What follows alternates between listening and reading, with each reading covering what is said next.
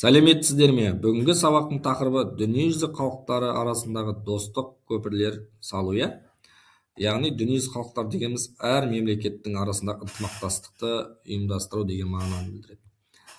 Біз неге бір-бірімізге мұқтажбыз деген мағынада заманауи әлемде халықтар арасындағы өзара түсіністік пен ынтымақтастық бұрынғыдан да маңызды.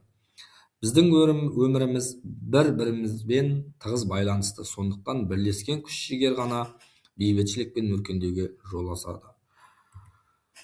Тарихи беттерден достықтың бастауы, мысалы, ежелгі сауда жолдарына келетін болсақ, ежелгі жібек жолы сияқты ежелгі сауда жолдары мәдениеттер арасындағы байланыстың және өзара алмасудың алғашқы көпірлері болды.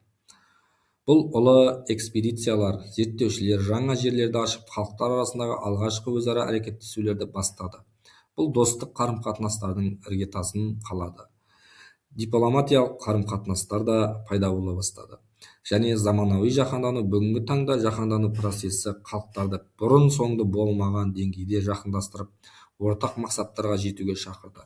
Яғни жаһандану заманауи дегеніміз цифрлық технологиялар, интернеттер арқылы кез келген мемлекеттегі адамдардың бейнесін көріп, бір-бірімен байланыс жасауды және бір-бірімен сауда жасау жолдарын дамытты. Бізде бұрынғы кезде жібек жолы арқылы сауда жасауды дамытқан болатын, Сонымен қатар мәдени әртүрлілік достықтың кепілі. Мысалы, музыка мен өнер, асхана мен тағам, дәстүр мен мерекелер, сәулет және дизайн, әдебиет және тіл. Бұл мысалы барлық нәрсенің бір-бірімен байланысы деген мағынаны білдіреді. Қарым-қатынас түсіністікке жетудің кілті, ашық диалог, белсенді таңдау, өзара құрмет. Әртүрлі пікірлерді тыңдау және құрметтеу қарым-қатынасты нығайтады. Белсенді тыңдау дегеніміз басқалардың сөздеріне мұқият болу, қате түсініктердің алдын алады.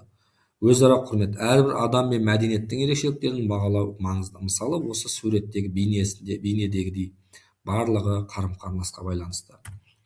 Технология және достық жаңа мүмкіндіктер, әлеуметтік желілер, бейне байланыс, онлайн аудармашылар, виртуалды алмасу бағдарламаларына да байланысты болып келеді. Сонымен қатар қиындықтар мен кедергілер, оларды қалай жеңеміз? Бұл жерде тілдік кедергілер болуы мүмкін. Аудармашылар тіл үйрену бағдарламасы және қарапайым қарым-қатынас тілі көмектеседі. Жеке және ұжымдық деңгейдегі достық. Жеке деңгейде жеке достықтар адамдар арасындағы тікелей байланысты нығайтады. Бұл жеке тұлғаның өзара түсінігіне байланысты. Достықты нығайтудың практикалық жолдары білімді арттыру, саяхаттау және зерттеу, тіл үйрену, ерікті болу, мәдени алмасу деген мағынаны білдіреді.